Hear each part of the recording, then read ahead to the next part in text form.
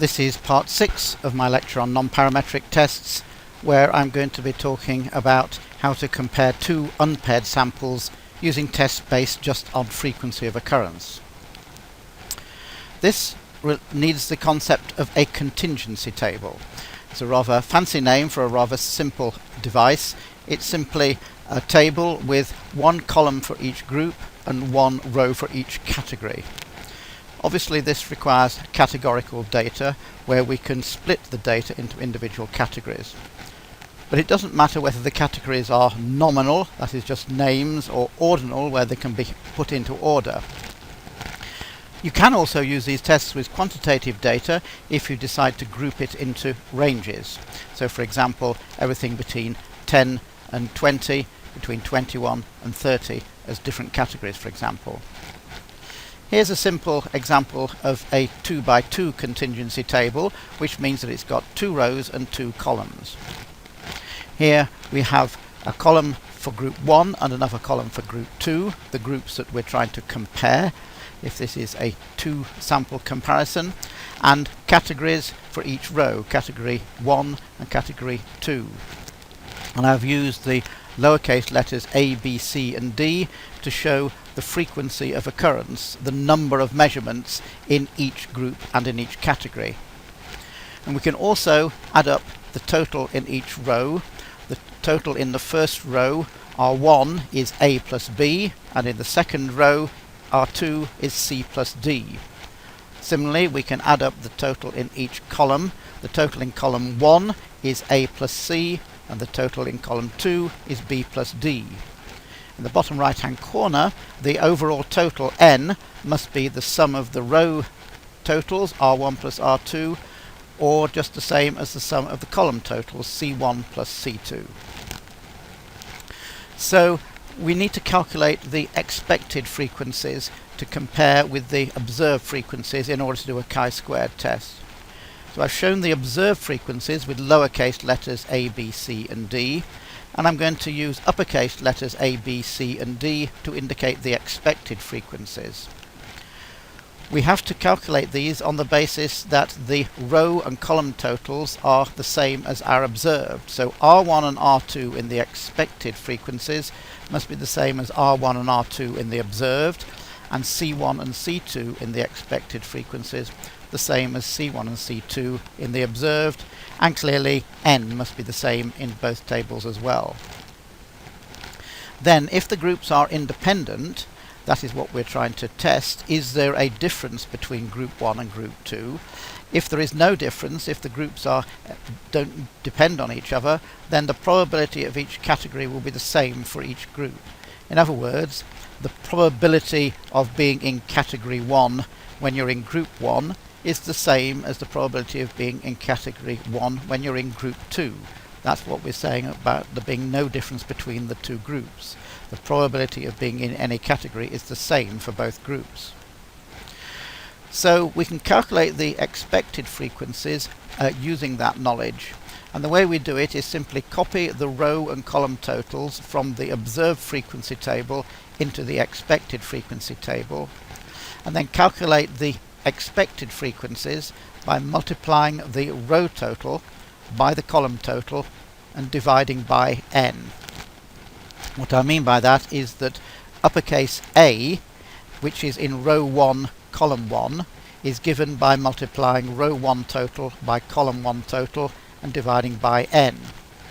And similarly, B, which is in row 1, column 2, is obtained by multiplying row 1 total by column 2 total and dividing by n. And C is row 2 total times column 1 total over n, and D is in row 2 and column 2, so it's R2 times C2 over n. Hopefully this will become clear when we do a worked example. So let's see why that method of calculating the expected frequencies works. Here we've got an empty contingency table for the expected frequencies, and we've got the row and column totals, known as the marginal totals, copied from the observed frequency table. And we want to work out the expected number in group 1, category 1, that is the number A. First of all, we observe that the probability of getting a result in row 1 is just the total in row 1 as a fraction of the overall total. In other words, it's R1 divided by n.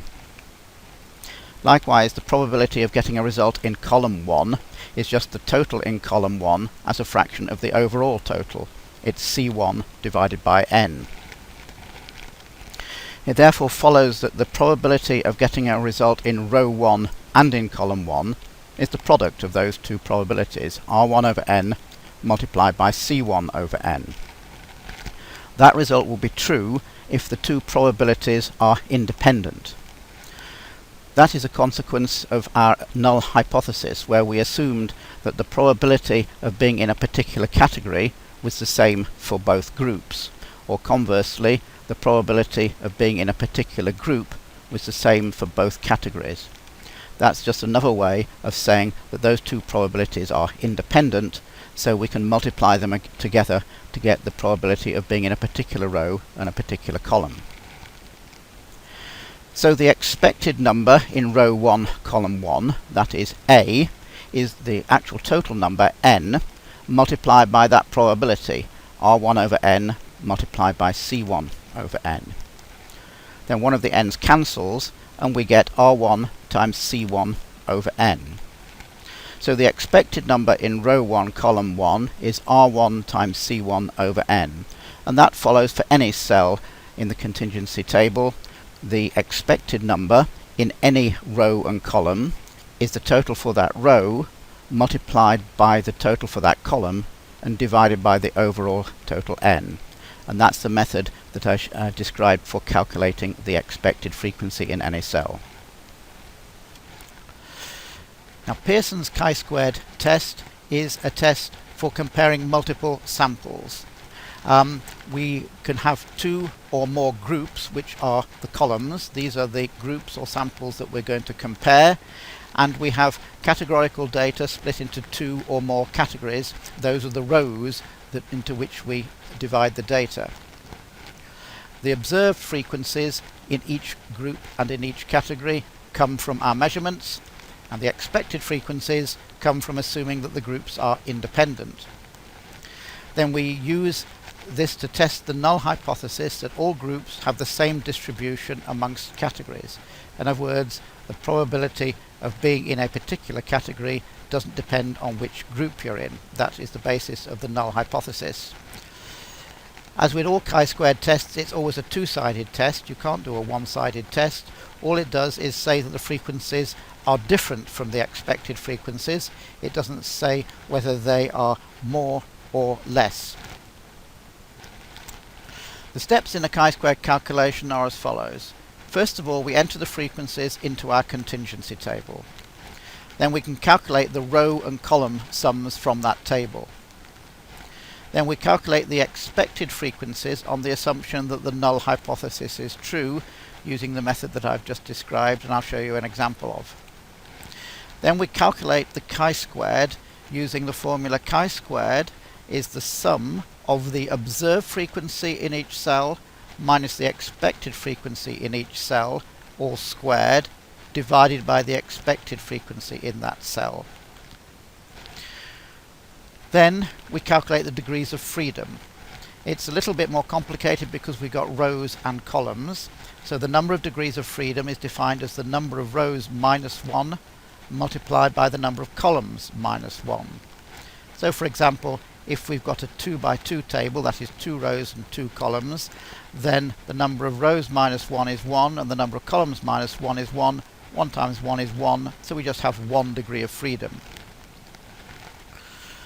Then you can find the critical value from a table of the chi-square distribution with that number of degrees of freedom, and if chi-squared is greater than the critical value, then as usual we can reject the null hypothesis. We have a significant result. So let's take an example of that. Here's some example based on doing lung scans to investigate whether the incidence of pulmonary embolism is different for men and women. The experimental hypothesis might be that men and women have a different likelihood of PE, and the null hypothesis is that men and women are equally likely to have PE. So here's some hypothetical data that I've made up for the purpose of this illustration. Let's suppose we've got 100 lung scans, and of those turning out to have a low probability of PE, 15 are men and 7 are women. Those with an intermediate probability of PE, 21 are men and 34 are women, and a high probability of PE, 8 men and 15 women. So the two groups that we're trying to compare are men and women. The categories into which we divide them are low, intermediate and high probability of PE. And we're trying to assess the hypothesis or the assumption that the probability of getting low, intermediate or high probability results is the same for men and women. So the statistical test we use is based on the fact that the data are only categorical. We have to use a non-parametric test. We don't have actual numbers to calculate, which would be necessary for a parametric test. We've only got frequencies. The categories are ordinal. We have an order, low, intermediate, high, can be ranked in order. So we might consider doing a ranking test, but actually with only 3 categories that wouldn't be very helpful because we'd have an awful lot of ties, and that is not really good for a ranking test. So we prefer not to use a ranking test. It's better to use the frequencies themselves, and that's what chi-squared test does for us. So here's how we do the calculation.